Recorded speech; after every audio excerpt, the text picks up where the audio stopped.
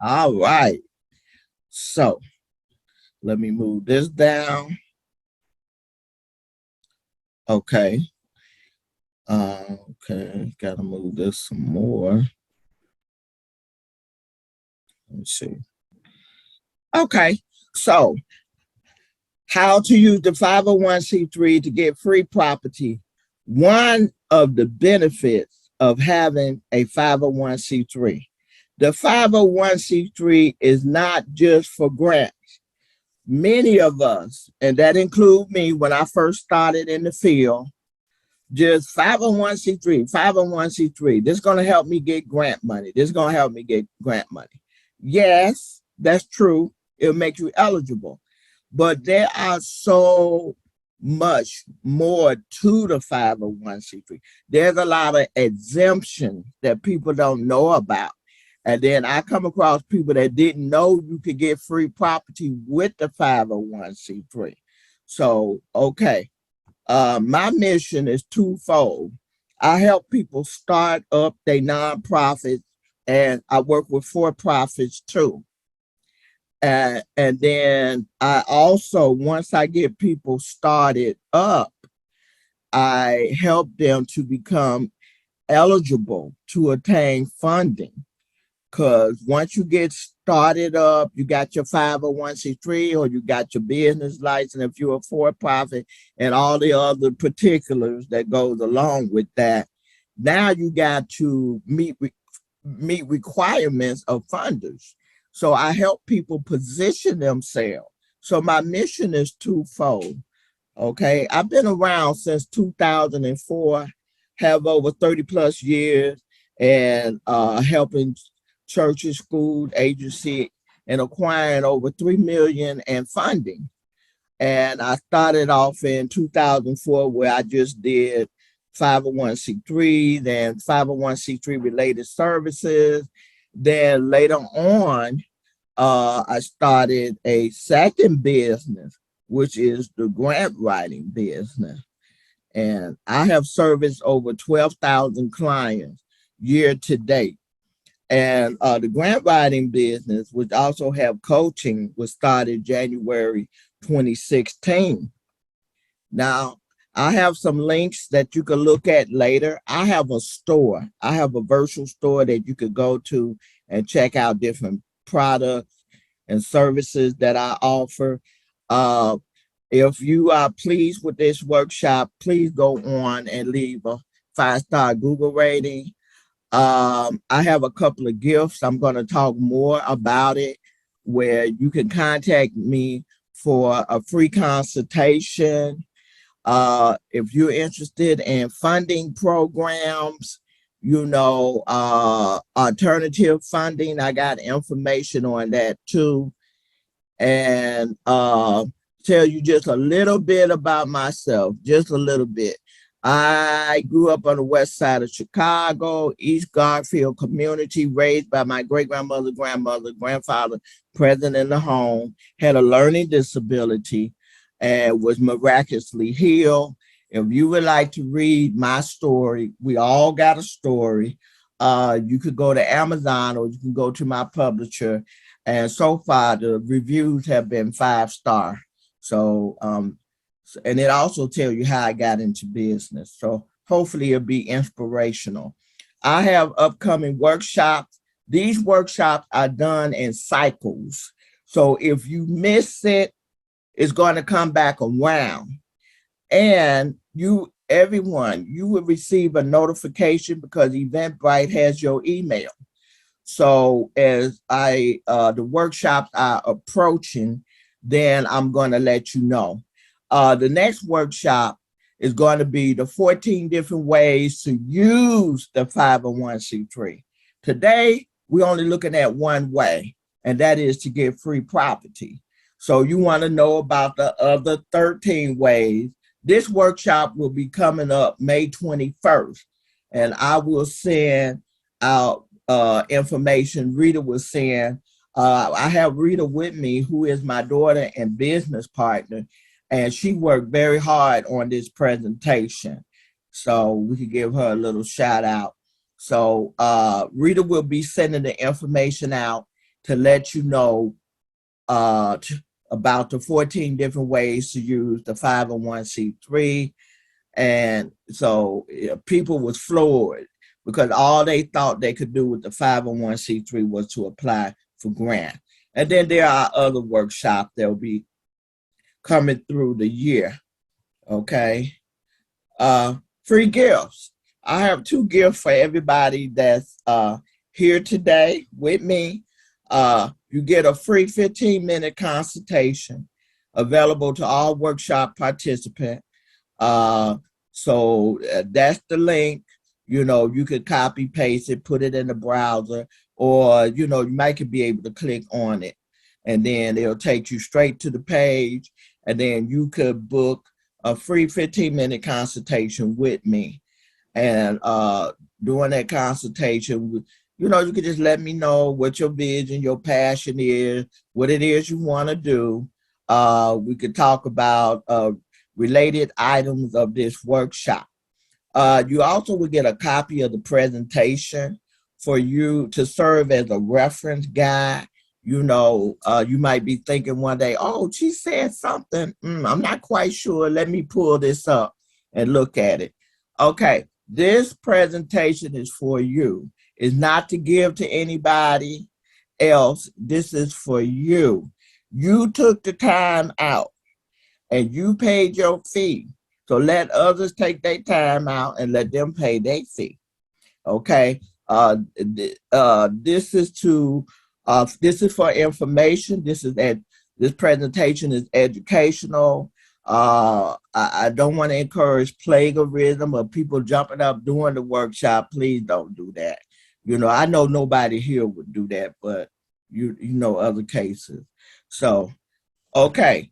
The types of free property that you can get can range from residential, multi-unit, duplex, building, bungalow, and commercial. These are the types of free property you could get. Oh, and I want to mention this quickly before we get deeper into the presentation. As I mentioned earlier, that I have had people to get their 501c3 and they like, I don't have a place to offer my services. I don't have a place, to have people come in. So in the meantime and between time, if you are a nonprofit with the 501c3, especially if you're a startup, you can use the public library if you do not know about it. All you have to do is go in. They will have you complete an application, and you go in with a copy of your 501c3. The public library have meeting rooms. There's room where you can use for workshop. There's room where you could use for activity. Some of the public library have auditorium if you want to do teaching. And guess what? This is free. All you need is the 501c3. And why am I encouraging that? Until in the meantime, and while you between time of having space to provide your services, your program, you can use the public library until you have your own, the nonprofit has its own space. Another source would be a park district. Okay, the park district, you could check out the park district. And some of them charge a minimum fee. It depends on what you want to do. They have rooms, they have space where you could do training, you could do workshop, you could do something with the youth, on site. So you could check out the park district.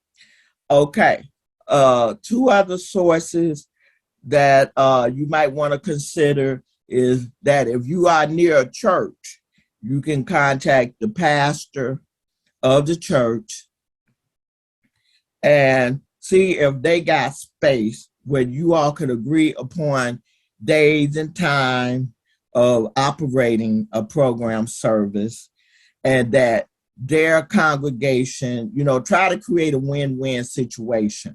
They will have the option of participating in the program and services at no cost. Okay, remember, as a nonprofit, you're supposed to be doing things, charity work for the community. And then, or if there's a neighboring non-for-profit, and if they have space, you can ask about if you could bring in your program services, and then their clients can take advantage of it as well as your clients. All about space. But whatever you do, you want to make sure you get an agreement. And one such a contractual agreement, or what is called a memorandum of understanding, who is doing what in case of the churches and the other non-for-profit, who is doing what you agreed upon. You agreed to bring a service at no cost that will be available to their congregation or the people in the community, and they agreed to provide the space, and then you all could decide a timeline. How long is this agreement good for? So this is for those that are just starting and you don't have any space to start your program, to provide your services. Okay, so that's something meantime and between time. So back to the presentation, types of properties that you could possibly get for free. Now I'm going to say this, I am pointing you in the direction. You're going to have some homework. You're going to have some footwork. It's impossible for me to put everything in a presentation, but I can point you to the right direction, okay? Let's see. Now, we're going to cover these, how to use the 501c3 to get free properties. We're going to look at each one of these: alderman, the county land bank, financial institutions, grant, HUD, individual donors, and then I want to make a comment about tax sales, okay? So these are some options. They are not the only one, okay? These are what I know. Now, there's some of you present, you might know of others. And if you're willing, you could just drop that in the chat. You could say, my sister, my brother, you might want to check this resource out. We want to be givers. We want to share. So if you know of other opportunity, please share, okay? And you can drop that in the chat. Okay, now we're going to cover. I'm going to, after I go over the resource that you can connect with, then I'm going to tell you how to make contact. And then we're going to talk about the letter of intent, which is a very, very important document. Okay. If you have questions, please write them down, because there will be opportunity for a Q&A. And if I don't get to all the questions, don't forget you have a free gift of a 15-minute consultation with me, and you could bring those questions. Now, the first source is the alderman. I was shocked to find out after talking to clients that many of them who wanted to start up nonprofit, they didn't know who the alderman was. You need to know who the alderman, or I have people from different cities and different states, not just Chicago, Illinois, in this presentation. In some places, they're called councilmen. In some places, they're called aldermen, alderperson. Whatever the case, you want to know who your councilman is or your alderman. So you will contact the city hall of your city, and someone should be able to give you the name of your alderman, the address, phone number, contact information. But in order for them to give them that information, you're going to have to give them your address so that way they could look up your alderman. And then after you find out who your alderman is, then you need to find out the boundary of the territory that your alderman is over. Okay, so you want to find out the boundary of that area. How far north, how far east, how far west, how far south, the location from one address to another. You want to know the territorial. And I have a reason for saying that. Okay.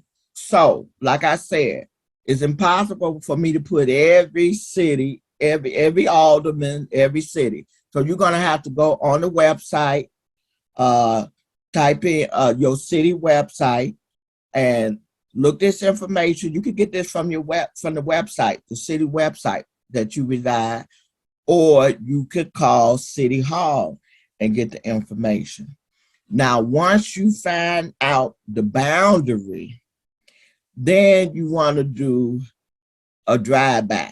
And I don't mean going around shooting nobody, okay? You want to look for boarded up property, or you want to look for property that's unkept. Weeds is standing a mile high. The grass haven't been cut. What do that tell you?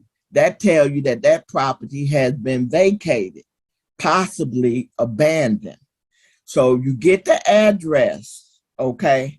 You get the address and you set up a meeting. You want to meet with the alderman to discuss this property. And then we'll get more into details as we get on. Now, it is very important that as a nonprofit, that you also know who the state representative is and know who the state senator is and know who your congressperson. I'm going to tell you why. Because these people, even the aldermen, they hold community meetings. I'm telling you what I know, because I've been to community meetings. They hold community meetings and they talk about the needs of the community. And guess what? They talk about funding opportunities. I had a senator to chew me out because I was working with an organization and we were working in a housing project, and somebody just threw me out there, go talk to the state senator. So I went and talked to him and he's like, where y'all been? We just got this money in. And I found out at the last minute, but thank God we was able to get $1.4 million for a housing project. So it's very important for you to know who these people are, start attending meetings, start developing relationship. You want them to know who you are, okay, and what services you're providing to the community. Okay, I had a client to contact me last year because I didn't even know about this, that there is a county land bank and in some cases a state land bank. And it was right around Christmas time. Let me back up with the alderman. I'm sure most of you have heard about the free lots, the free vacant lots, and you can get a lot for $1.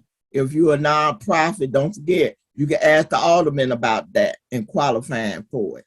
Okay, now with the land bank is all types of property, including vacant lots with them too. So I had a client to contact me, and it was right around the holiday, and they were giving away property. All she needed was the nonprofit status. There was an application to be completed, And then she had to upload, we had to upload her 501c3. And people got property. And there was a certain quota. They had so many property. Then once they met that quota, they said, we sorry, we met our quota. So reapply again.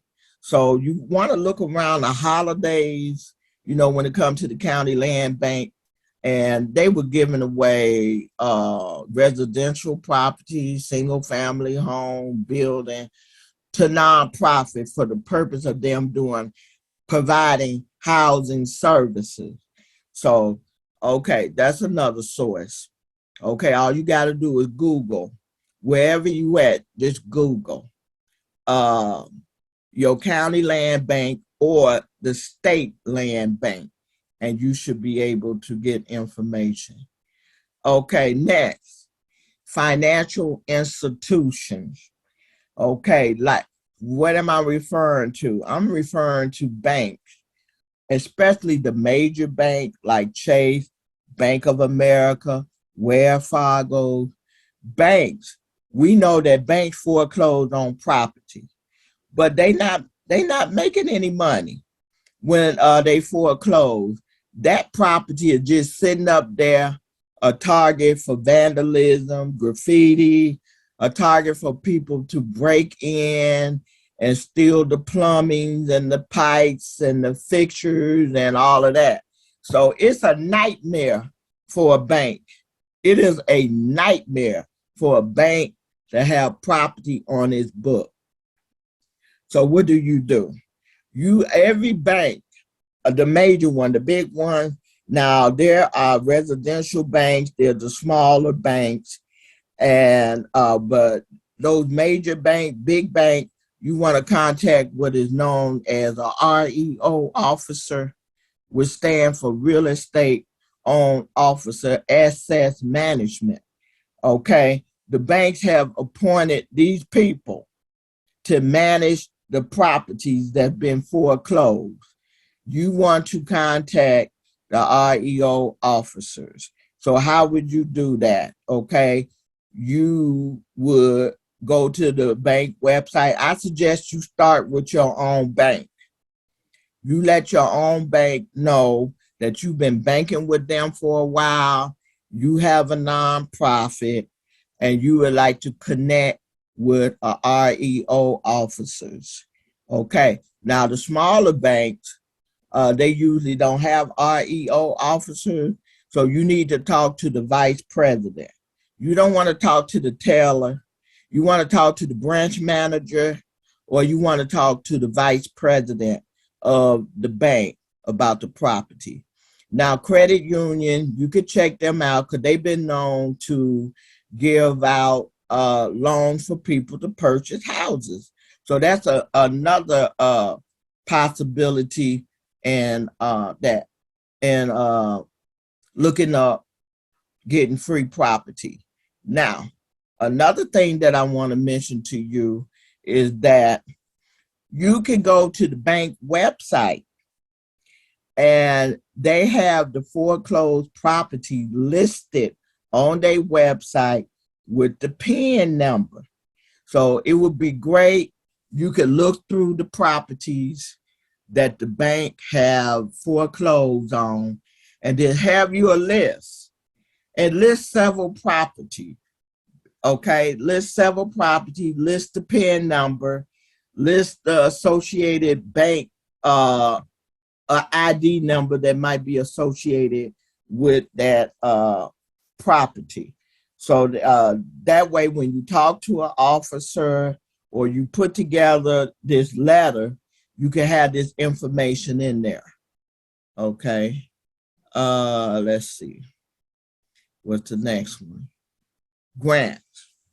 There are a lot of grants, and you can find them under the name of capital grant or neighborhood grants. Capital grant, neighborhood grant. Those are the titles you want to look for. And you can look family foundation, private foundation, corporation, business, local, state, county, federal. You want to see if any of them have capital grants. And the capital grant will allow you to purchase, give you part of the money to purchase property for the nonprofit, or give you the full amount for purchasing property for the nonprofit, or they will, or you could get renovation money, work towards getting renovation money. Okay. So anyway, so grants, from these sources, can help you look up capital grants or neighborhood grants. Okay, grant continues, state, county, federal. Okay, that's pretty much the same thing. Okay. Okay, we're gonna go on to HUD. I was checking the time to make sure we don't run out of time. HUD, Housing Urban Development. I'm sure most of us, or all of us, have heard of HUD. I know back in the 80s and the 90s, I used to be on there. I mean, you should just familiarize yourself with the HUD website. They got all types of housing services, all type of housing program. So here's a couple of links you could click on, but there are probably other links as you research. And if you have a nonprofit and you had the 501c3, HUD have foreclosed properties on their site. I remember when at the time I had a nonprofit and I was looking for some property, and they had a official application. You fill out the application, submitted the 501c3. But that was a while back. There are probably some changes. There's a website, a link for the veterans. You want to look up veteran programs. It's a lot of free services for veterans, especially the homeless. So you want to check out HUD. Just take your time, look these two links up, then look at all that HUD offer. And if you have any questions, there should be a contact form, email, where you can email your questions.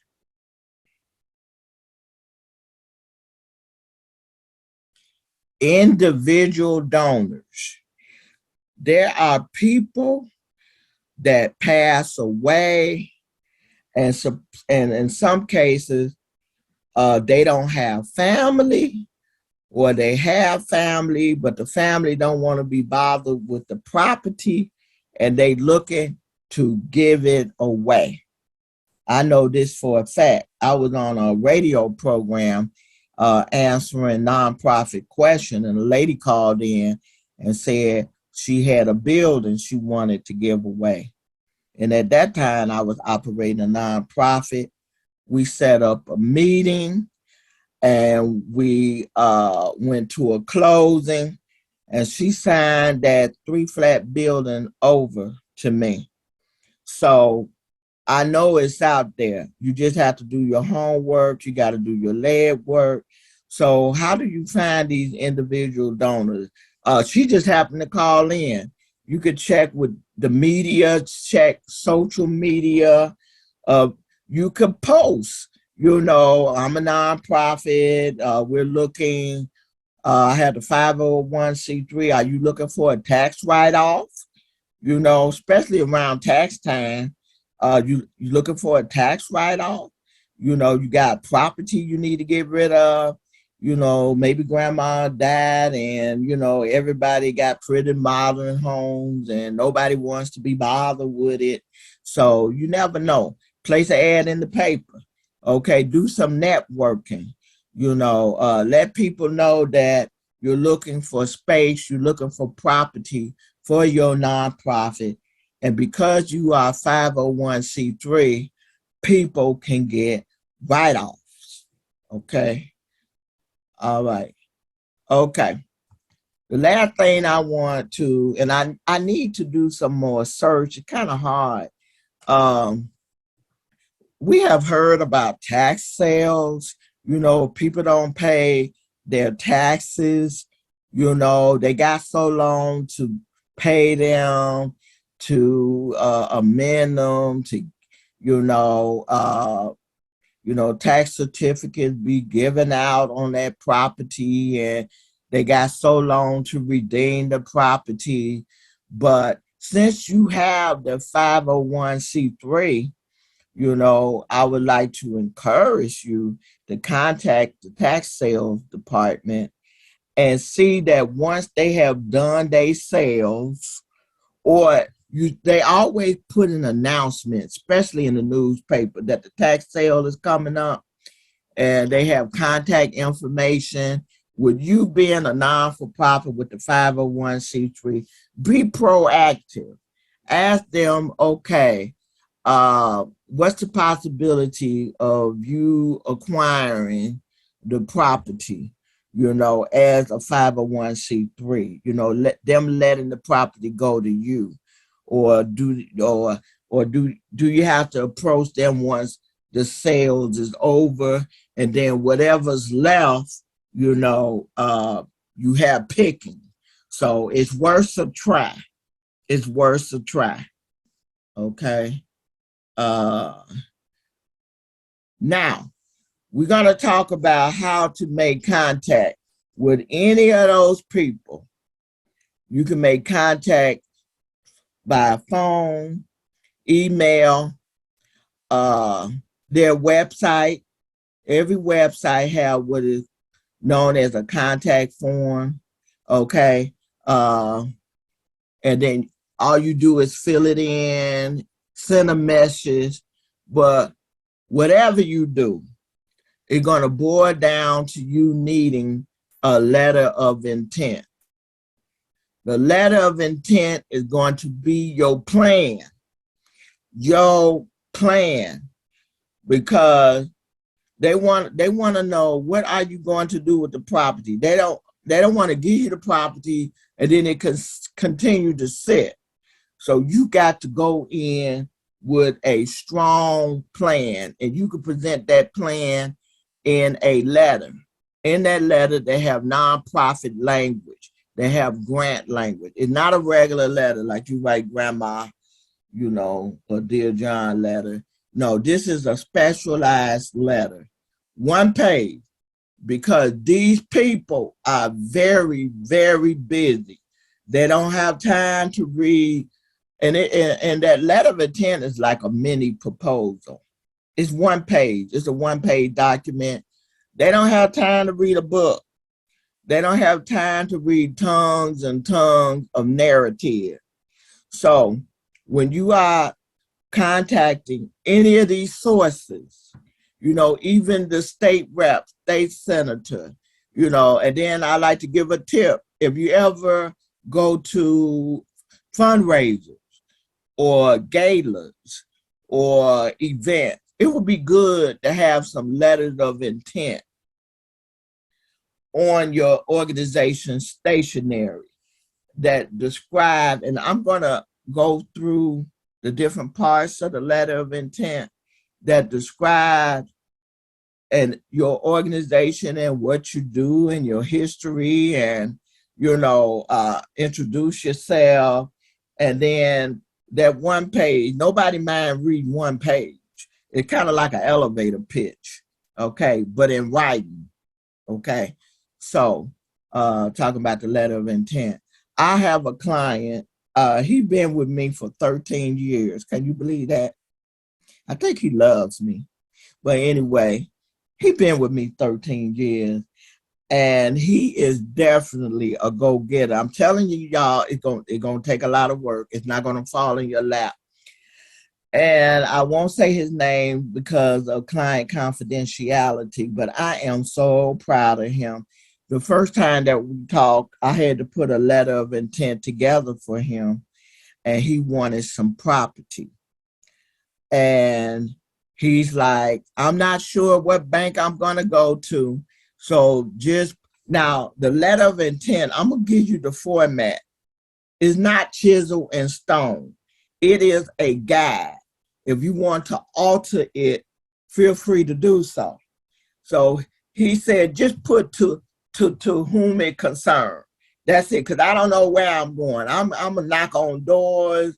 And he landed at Wells Fargo with the letter that had a plan that described his nonprofit, gave history on himself, his ability. I mean, it was tight. And they were so impressed with him. You know, they sat down with him. They were so impressed. They gave him 7 pieces of real estate out of the bank inventory. Then they turned around because they were so impressed with that young man. They gave him renovation money. So he was able to renovate all 7 properties. I was so proud of my client. They gave him the money, and then he turned it into affordable housing. And then he had transitional housing. He had shelter.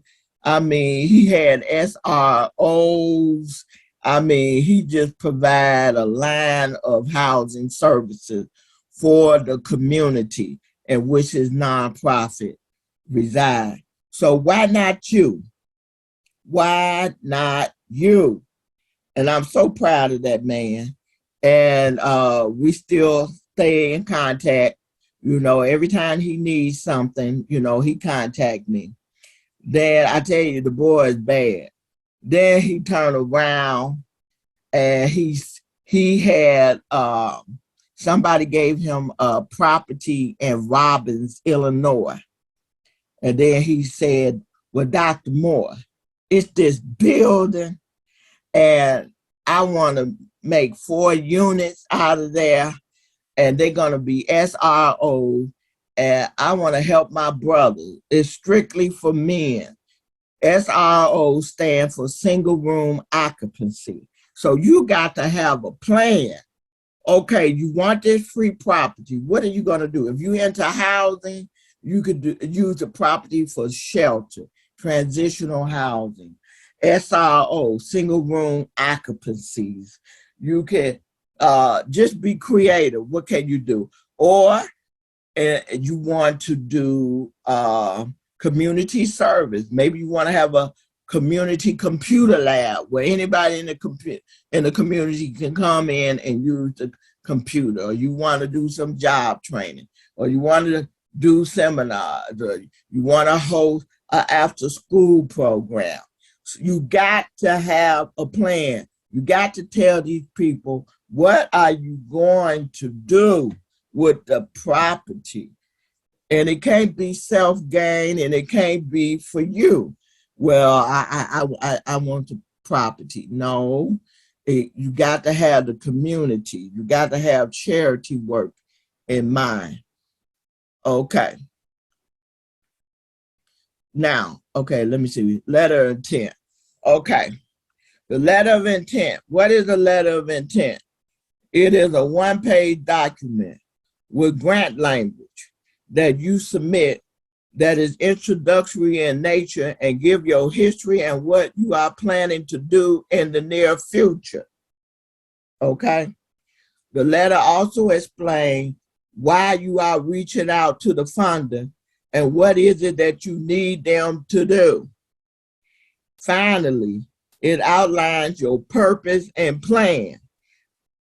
You need to have these components in the letter. So I'm going to show you Joseph 2 letters. Okay, let me see if I can blow it up. Okay, this is, I took his organization name off for confidentiality. Okay, let me see if I can blow it up some more. Okay, that's a little bit. Let's go up here. So this is a replica. You know, I changed the address and, phone number and all that stuff.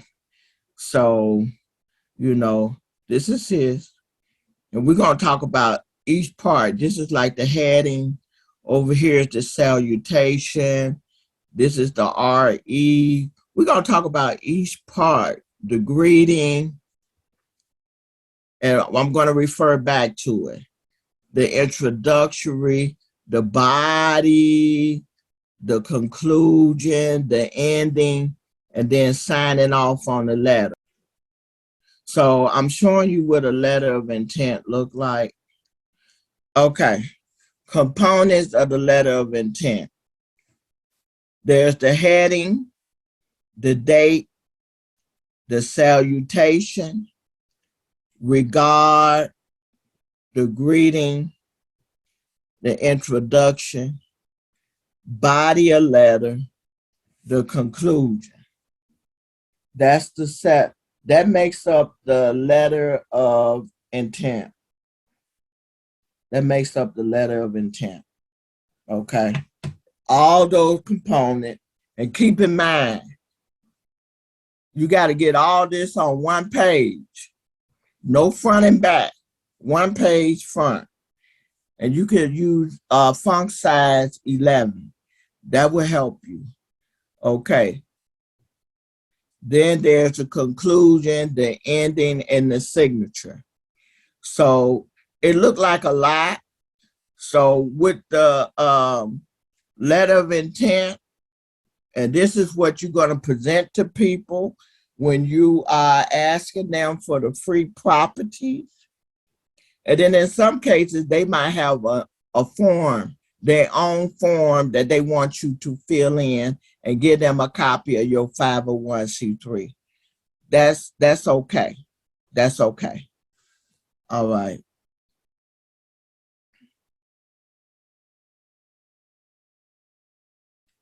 Okay, date.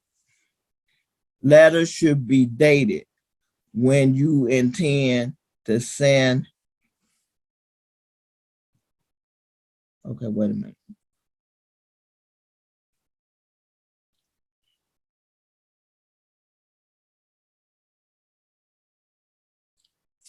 Okay, you should date the letter when you intend to send it out. Type out month, day, and a 4-digit year. 2023. Okay, this is what, April 30th, 2023. And then before you even get to the date, you have what is the heading. So every nonprofit should already have stationaries. Many people are doing their own stationery. Some people are using printers, are using Staple, Office Depot to create their stationery, or printers, or doing it themselves.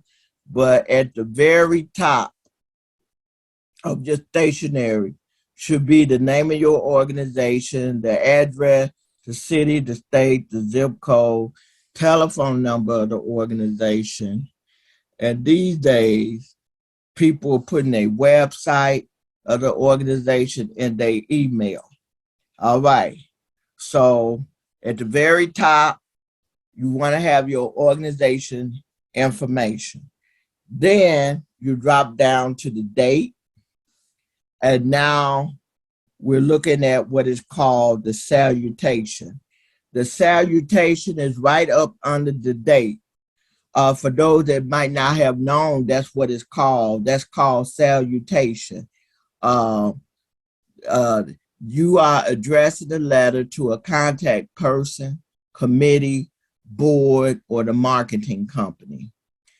Okay, you type the name of the person, their job title, the funder name, the name of the funding, the address, okay, the designated location, if you first floor, 25th floor, Suite 203, you know, city, state, zip code. Okay, we're talking about the salutation. All right, and that would be to the far left. Okay, let me go back to the first letter. Okay, and blow that up. Okay, that's slide 20. Because I'm a reference back and forth because I want people to get lost. Okay. Um, okay.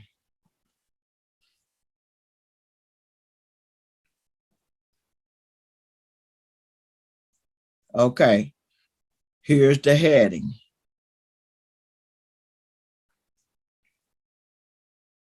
Let me move this over some.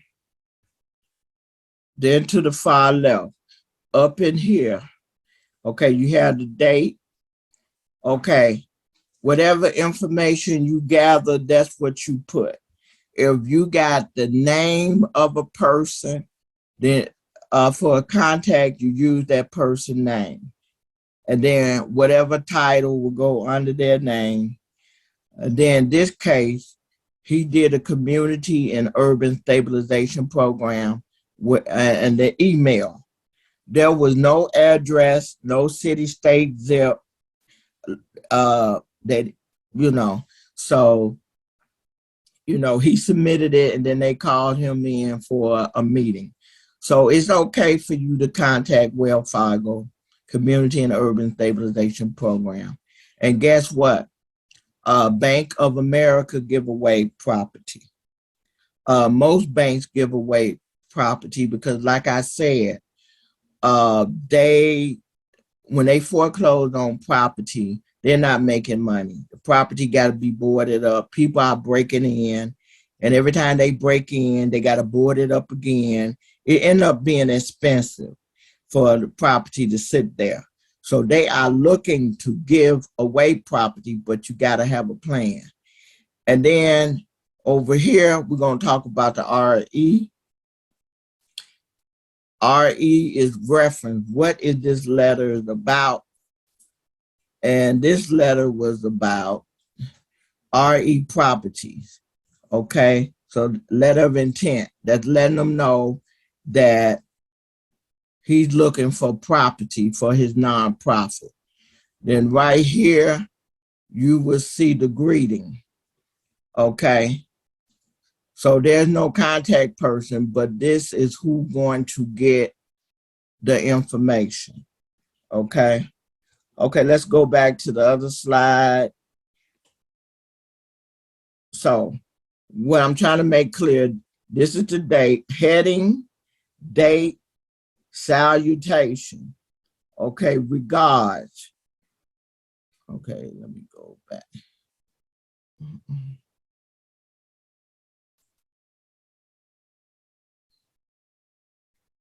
Okay. Instead of writing regard, you do the RE and then you do the colon. Okay.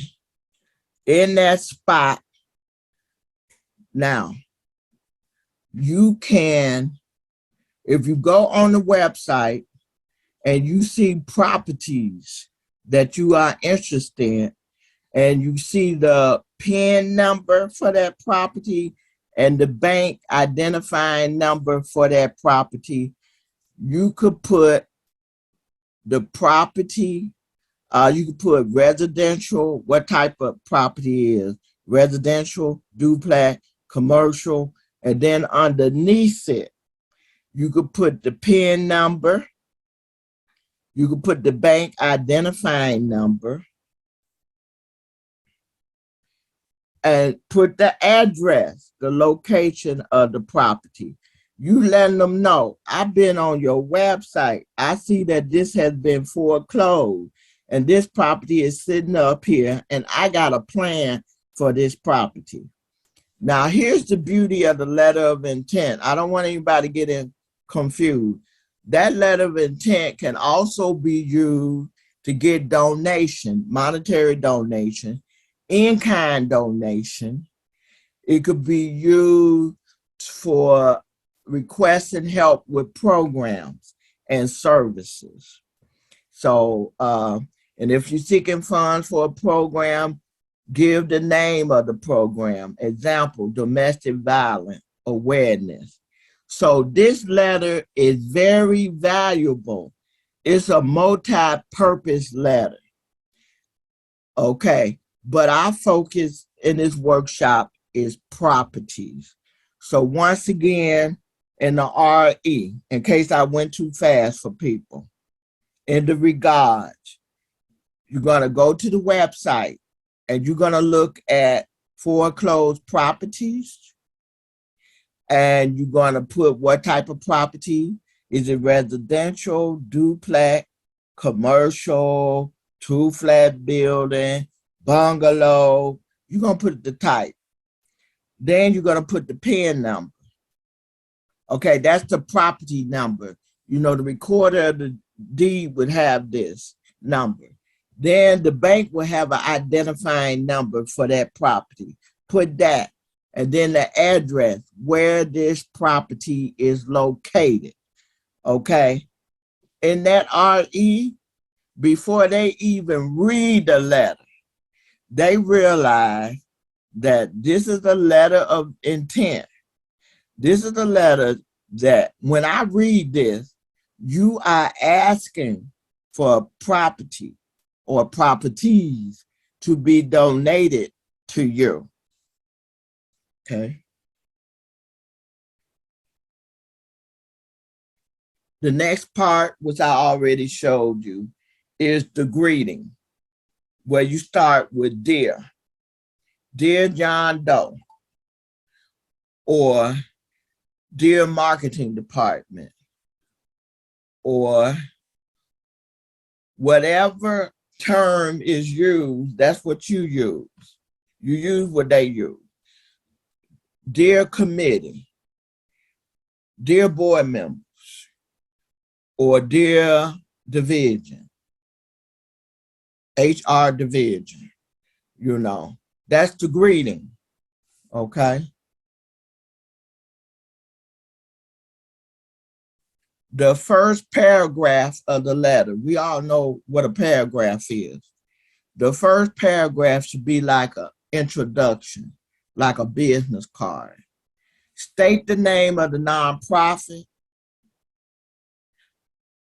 You want to let them know you have the 501c3 status, because if you don't, they will not, and they cannot donate property to you.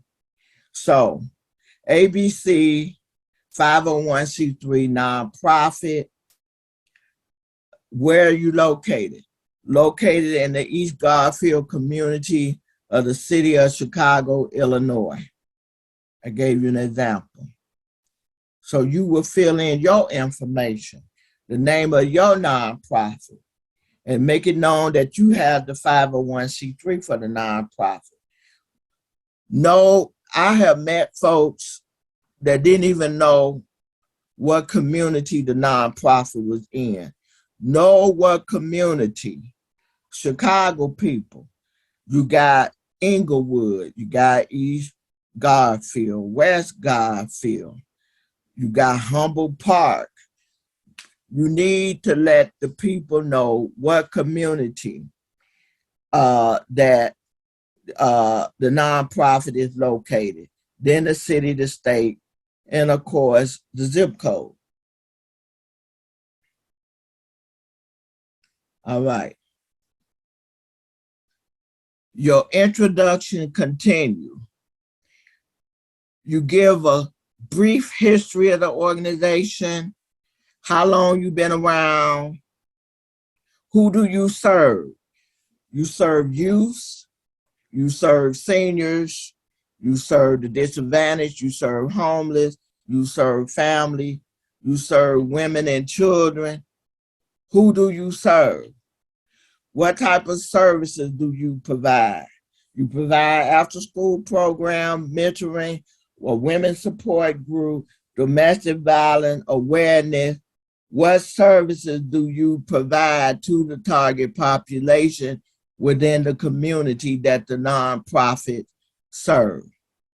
Okay, that's the introduction. You, with the letter of intent, you cannot be long written. Please do not write no 2-3 pages because they're not going to read it. Letter of intent is 1 page, no front and back, 1 page, just the front. You got to get all this, what I'm about to share, you got to get all this in a letter. All of this in a letter, 1 page, and use font size 11. Okay.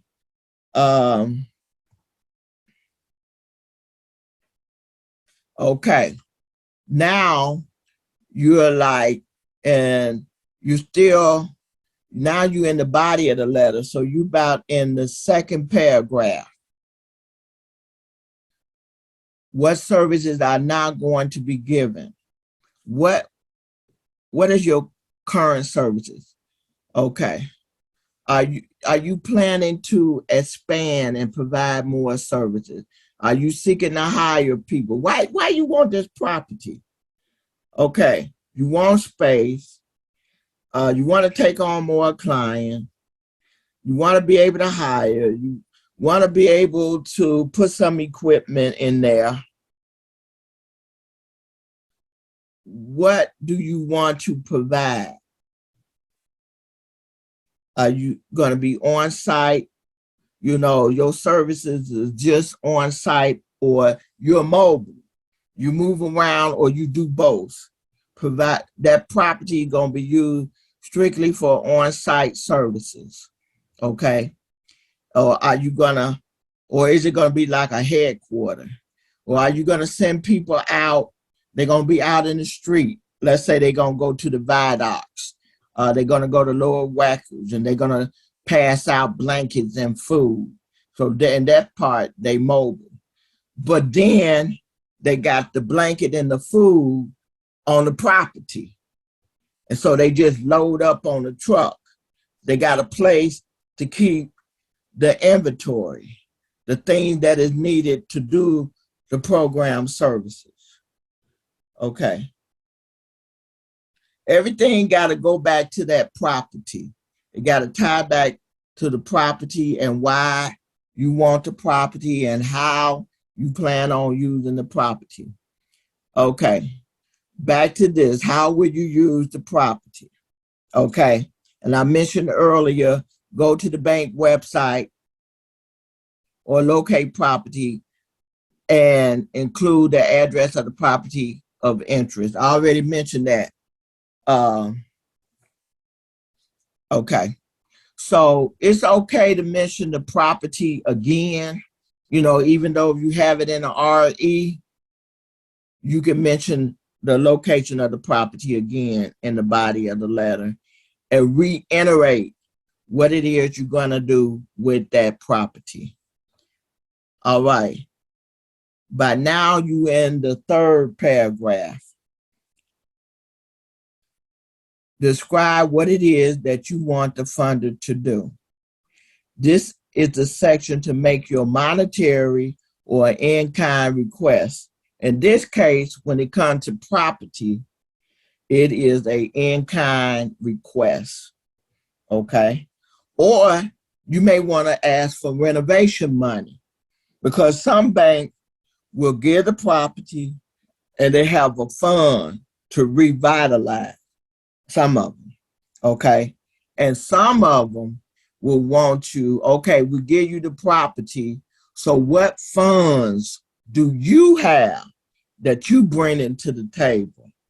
You know, maybe you found some grants. You can let them know, well, I found some grants and I applied and it's pending. Or you've been approved for a grant. Okay, now you just need the property. Okay, so you kind of summarize. You will notice that when you're doing this letter of intent or even a proposal, you find yourself repeating the same thing over and over. It's repetitious and it's on purpose. That way they can weed out people They want to make sure you're consistent, you know. Uh, Now you got to end the letter. State again, let them know, where Fargo, we are seeking you to release, and you could put the type of property, the PIN number, the bank ID number, and the address for the purpose of transitional housing or for the purpose of shelter. Okay. Then you give them the name of the contact person that can be reached for additional information. Then you're closing out the letter. You give the name of the person, the contact person. Will it be you? It got to be somebody that's authorized to act on the behalf of the nonprofit. The CEO, the executive director, project manager, a key person, a social worker, a manager, a supervisor, a director. Okay, got to be someone that is authorized to act on the behalf of the nonprofit. So you give the contact person name and you give a phone number. Now you got to sign off. You got to sign off. Choose how to end the letter. You can end, I'm sorry about that E. You can end sincerely, with best regards, or other appropriate business option. Then you type your name. Then under your name should be your credential. No, I'm sorry, your position. You type your name, your job title. You got to leave space because you got to sign your name. You'd be surprised, people forget to sign their name. Okay, your letter's not official. And they're not going to call you up or contact you or email and say you didn't sign your name. They just go on to the next person. So you want to be very careful. You want to be very careful. Okay, tips while you're working on this letter of intent. It's one page. I beg you, somebody's not going to listen. Do not send them people on 2-3 page letter. That is not a letter of intent. They are not going to read it. A letter of intent is one page, one side, no front and back stuff. You use font size 11, white paper. Please don't do psychedelic, color paper, eggshell, white paper, people. Do a spell check, proofread.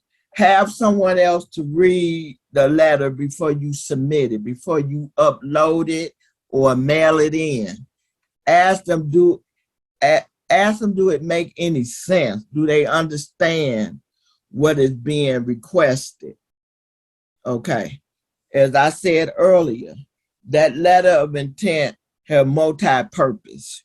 Okay. You can use that one-page document to request money, in-kind request.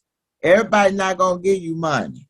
Okay. You can use that letter to request property, request vehicle, computers, equipment. You can use that letter to request someone to sponsor a program for you. You got a program coming up and you want them to sponsor it. You can use the letter to inquire as an inquiry. You want to know if funding is available from that source. And if so, when? When can you be considered? And some funders they ask you to submit a letter of intent on their website, and they use it for screening purposes. You could use a letter of intent to request speakers, to ask them to waive their rarium, to waive it, and they could just write it off. Okay, I got a pop up I got to get rid of. Okay. Okay. Okay. I'm sorry, that's a repeat. Now, I have a special offer. Now, some of you probably sat there and like, I'm not going to be bothered with this. This is not me. I do letters of intent. I've done them for my business. I've done it for my nonprofit. I've done it for other people and reap the benefits. I've gotten computers, printers, gift certificate. I've gotten a bank to sponsor a conference that I did. It works, but you have to work it. And I encourage people, like I said, the letter of intent could be used for a whole lot of things. Okay. But in this workshop, we're focusing on property. Okay. Um, my next, we're almost done, and then I could take some Q&A. Hopefully you wrote your questions down. You hadn't forgotten them. The next workshop that will be coming up is the 14 different ways you could use the 501c3. Today, we only talked about one of the ways, and that is to get free properties. So that's one of the ways. The 501c3 is much more than just for grants. I mentioned that for those that would like to attend the next workshop, which will be May 21st, and that will cover the 14 different ways to use the 501c3. And let me share this with you that some people may know and then others don't. That when you have properties in the name of the nonprofit, and I might have somebody here in this workshop, you a nonprofit, you got the 501c3, and you got property.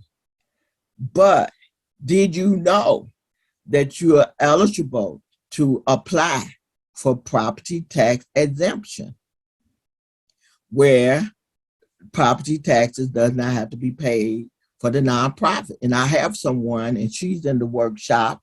Her name is Miss Doreen Streeter, and she has a strong background in helping nonprofit, especially churches, to get property tax exempt. Another benefit of having the 501c3, you got that property. It depends on the state now. You got to do your research. I know in Chicago, Illinois, you're eligible to apply for property tax exemption and water bill exemption. A lot of people don't know that. Okay. Like I said, I have Miss Doreen Streeter, and during the Q&A, she might want to pop in and say something. She has a strong background. She's a business consultant, and I don't think she'll mind hollering at you all. And she's a paralegal, and I personally know that she have helped churches to get property tax exempt. So if you want to attend this workshop, we will be sending the information out.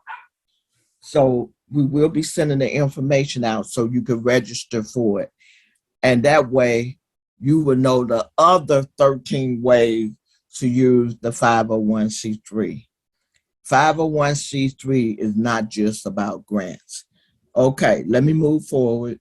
Resources. Okay, these are some places you could check out to get more information. Okay.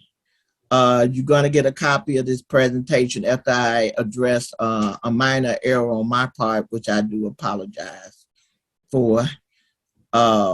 Here's some grants you could check out. I like to give additional information. Let me see. Tons of resources for you to check out. Then if you want information on fundraising and additional information on how to write grants, I do a free grant workshop online. The next session will be June 25th. It's free. All you got to do is register.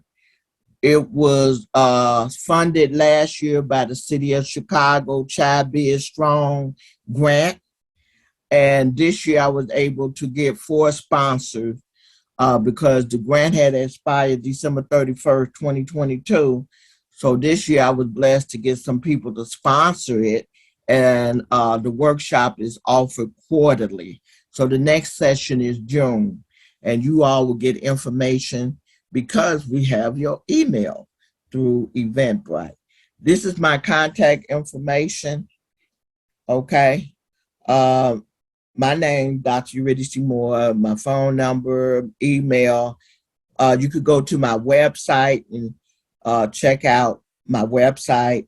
We are MBE, WBE certified consulting firm. What do that mean? We're minority business enterprise, women business enterprise. Okay, so we have that certification.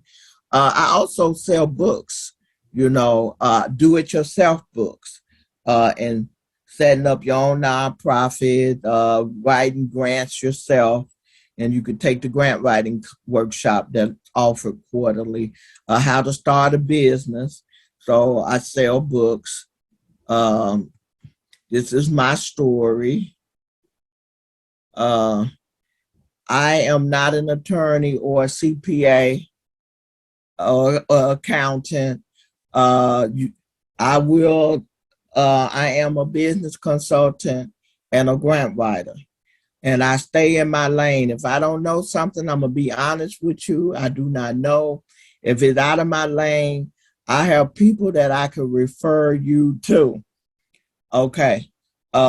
Workshop, ebook, books, and materials.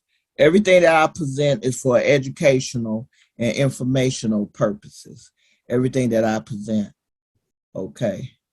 I do other service. I do consultation. I do nonprofit startup, assist people with their 501c3, sales tax exemption, the workshop coaching, and let's see what else. Okay, copyright. I want to thank you. Thank you for supporting this workshop. And now we're open for Q&A, questions and answers. I see some of you scratching your heads and you got questions. That's okay. If I know the answers, I will answer. If I don't have a problem researching, looking it up. If it looks like it's going to take some time to answer the question, we can schedule the free 15 minutes, because we want to be able to give people space to ask questions, to receive as many questions as possible. So you can either enter your questions on the chat and Rita will read them, or you can unmic yourself. You can unmic yourself and ask your question. We got 10 minutes, and I'm going to let everybody out on time. I know I threw a lot of material. I know I gave you a lot, but don't worry. You're going to get a copy of this presentation, and you could just refer back to it. Mr. Tyson, you have a question? I see you unmuted. You just answered it. Will you get a copy of the presentation? Yes. Right? Yes. Yes, sir. Yes. Okay, yes, today is Sunday. You should have it by Tuesday because I need to make that correction. There's a correction I need to make. So, yes, sir. Thank you very much. You're welcome. You're welcome, Sister V. I don't know. Some of you all kind of stunned, shocked. Any questions? I do have a question. Thank you so much for all the information. My question is, I actually took the steps with my alderman 2 years ago, stopping at his office first, requesting a meeting with him, sharing the purpose of the meeting. I received a call back stating, yeah, he's a little busy right now, but we're going to set you up for a meeting. And a whole year and a half passed. Never got the meeting, reached out to him again, so kind of ignored him. I was ignored. Now he's not in office. I'm going to start this all over again with our new alderman. And I do live in a community that I am actually trying to seek this piece of property that I've been eyeing for the last 13 years that's been sitting there. I actually, I was told to go through the city of Chicago in the Cook County to do the Freedom of Information to get these properties that may be on the county list.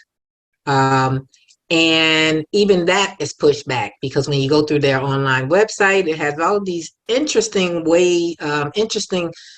titles that you click onto that's not pertaining to what you're looking for. So when I sent them an email, it was like, oh, we don't do anything like that. And I'm like, that's not true. Why is it? And and it really intrigued me to come to hear what you had to say, because going through it yourself and for the first time, it is a very daunting experience. Yeah, so not-for-profit work, it requires a lot. You can't give up. The key is not giving up. Like I met with the alderman. I probably hadn't even mentioned it because I saw a property that I wanted. I had a chance to go inside, look at the property. Then I wrote the letter of intent, sat down with him, met with him, and he approved it and got the letter to City Hall. And they did a check because they had remapped. Unknown to me, they had remapped it and it fell under another alderman. And my next step would have been they would have presented to the council and the council would have voted on it, whether they give it to me or not. What I want to say to you, if you are in Chicago, from my understanding, we got a lot of new aldermen. So we want to see. Now, aldermen hold meeting, contact their office, find out when those meetings are scheduled. It may be a situation of showing your face. We got to show our faces. We got to let people know we are here. And nonprofit work is not for the faint of heart. Not saying that you are. You got to have a pit bull mentality. You can't give up. Somebody said no. You got to believe that somewhere, someday, somehow, some way, I'm about ready to preach right now, somebody is going to say yes. That has always been my mentality all my life. It's not for the faint of heart. You can't be passing out. Somebody say no, or no. Somebody gonna give me a yes and an amen up in here. Okay? So don't give up. I said all that. Oh, God. Do not, Elder Doreen, leave me alone. Stop pulling on me. Don't give up. Thank you. Believe God for a breakthrough. Absolutely. No, I totally understand. Find out when the community meeting and you go in there and you go in with a letter of intent. If you can't meet with the alderman got assistant. Meet with his assistant. The assistant has the ear of the alderman. You may have to go another route. Meet with the assistant. Develop a relationship with the assistant. Yeah, I've worked in a community for more than 30 years. I'm a community psychologist, so a lot of the work I do is groundwork. I from time to time run into just a few people where they're not doing their work. And so it becomes a little challenging when you run into those people who say they are community, especially when you're holding the role of an alderman. But then your constituents see the other side of you, and so it boils me. And you know what? That alderman, that two-flat building remap was a sister, a Black sister, and her administrator was for me getting the property. She blocked it and said she wanted to meet me. I sat at her desk and she said, what are you going to do for me? So I feel you. I feel you. And I'm like, oh, it's about me. I thought it was about the people. I thought it was about the people. And she would not, she said, I'm not going to approve this. You know, I could give it to somebody that works with me on my campaign and all that. But you know what? Don't worry about them people. 2 years later, she was indicted and she was out of there. So do what you know to do. Don't worry about them folks. The world talk about karma. I talk about God. He got everybody address. Okay. Dr. Eurydice, Thank you. Dr. Eurydice, not to be rude and interject, but I did wanted to give a clarity on what it is that you're saying, because I have worked in that capacity regarding properties in your area. That was number one. The key is that if you are not a constituent in that ward, bring someone that you know that actually lives in that ward to come to the alderman night. That is so true. There is an alderman night that Dr. Eurydice stated. So make sure you get on to be a part of the alderman night with that constituent if you're not a person that lives in that ward. Dr. West, you said that you are. So the key is again, as Dr. Moore stated, come ready with your proposal. They want to see a proposal, what it is that you're looking to do. And then if you have a property that is I there, then the key is the first to get with the assistant. Once you've gotten to the assistant, once you get past that assistant and you get to that alderman office, you in. I'm saying this because I had to do this several times. You're in, but you got to make sure that you're coming with a plan. And yes, the question is, so what it is that you're doing for me? And so you have to be able to, in the proposal, state that in this is going to help your community do blase, blase, blase. You know what I'm trying to say? You have to, that's how you do it. You don't have to be a part of, well, I work your campaign or anything. This is going to make you look good too, because we're bringing these programs to our ward, and always make it a personal thing to our ward, to help our youth or help our seniors. So you try to build that back up in that way. So that's one, just to kind of piggyback on what Dr. Moore was saying. I truly understand that. The other thing, if you don't mind, Dr. Moore, you said you was going to give me a little Q&A time. Just to introduce myself, I am Doreen Streeter, that Dr. Moore alluded to earlier. I am a paralegal and a consultant, and some of the questions that I did see down here was very good about the alderman. Be very careful about the vacant lots.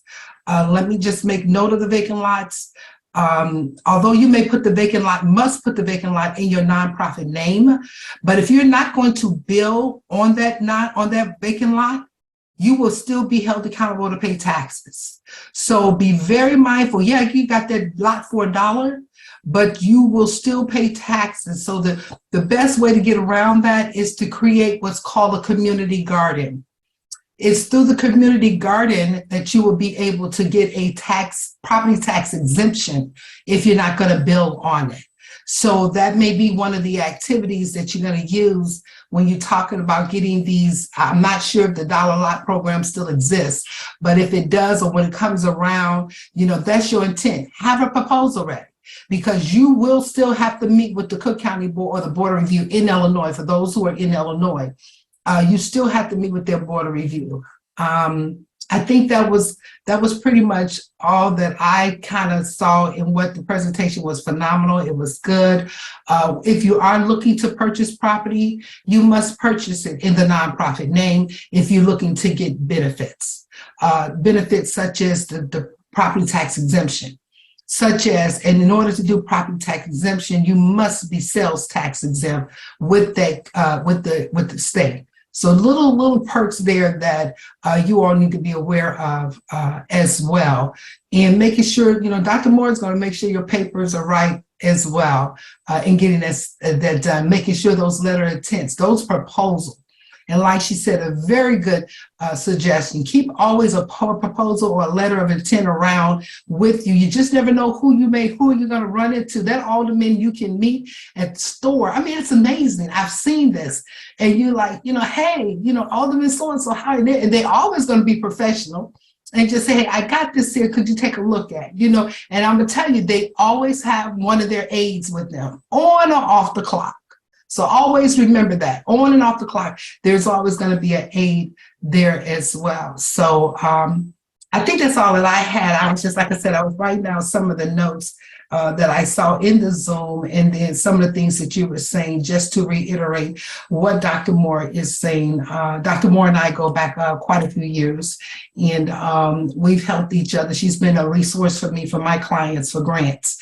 I do a lot of the same thing that she does, set up startups in all over the states, in getting their 501c3 and making sure they stay legal. The thing that I also do, I do provide the 990 services for those who are there. Hi, Dr. Carol, as well. Long time. So just so that you all know who I am as well too. She told us to put our information in the chat. I did, but Dr. Moore is really on point.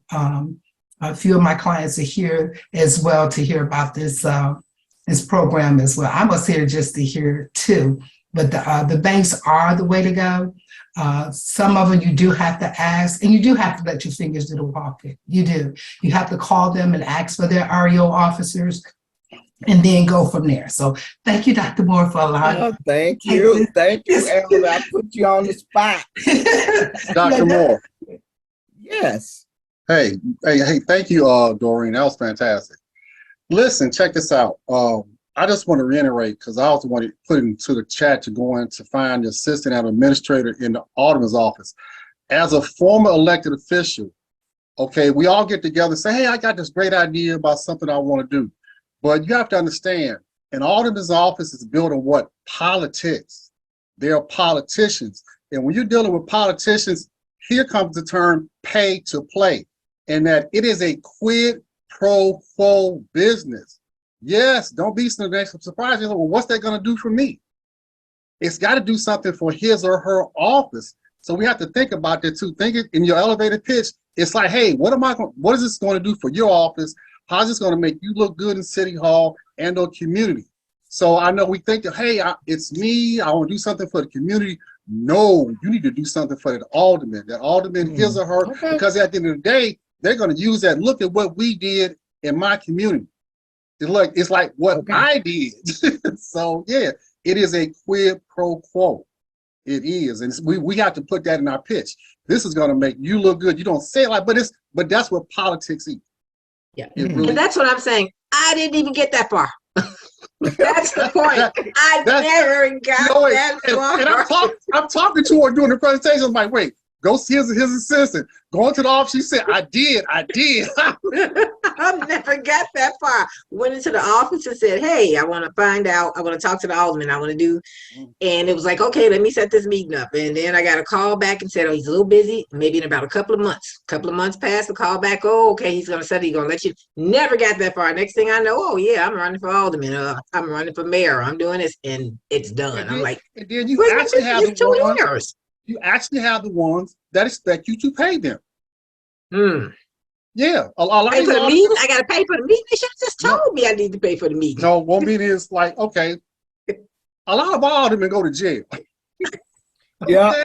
And they will hold up. They will hold up great ideas for the community because you didn't come to them in a way that they expect to be. What are you gonna do for me? Did you wait? Watch this.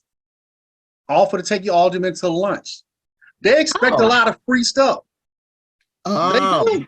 You really have to pacify some of these people. I had people walk through me and hey, and ask me, was I on the take too? To let me know, do I have to bribe you up front? I'd be like, dang, is it really like that? So this is it's not the most nicety business in the world. Again, we could have the best ideas, the best intentions at heart, But when you go into the alderman office, sometimes, oh my goodness, your intentions get slammed on the floor. Seriously, so we need to expect that. Okay.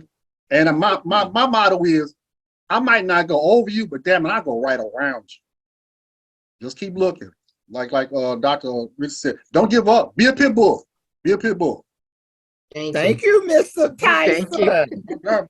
May I chime in and provide an Hey, Dr. Carol. Hey, listen, this was a wealth of information, very helpful. I got just what I needed, in terms of that. Hey, Ms. Streeter, when I say you all have been helping me for years, Ms. Streeter did my 501c3 paperwork 10 years ago.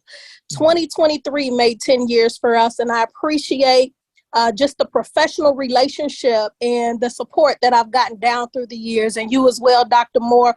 Absolutely appreciate you both. I want to chime in with a different perspective, or an additional perspective. Okay.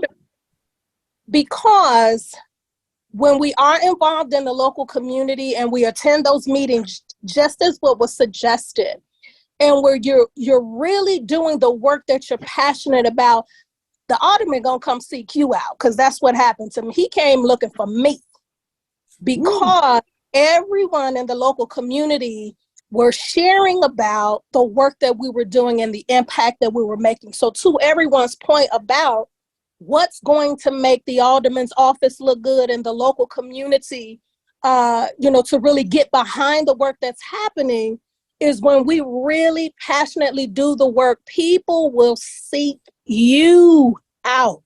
The senator was just at my office last week. So this is what I'm talking about. So although we are getting well versed on how to work the system, come on, I gotta go hear about kingdom assignment.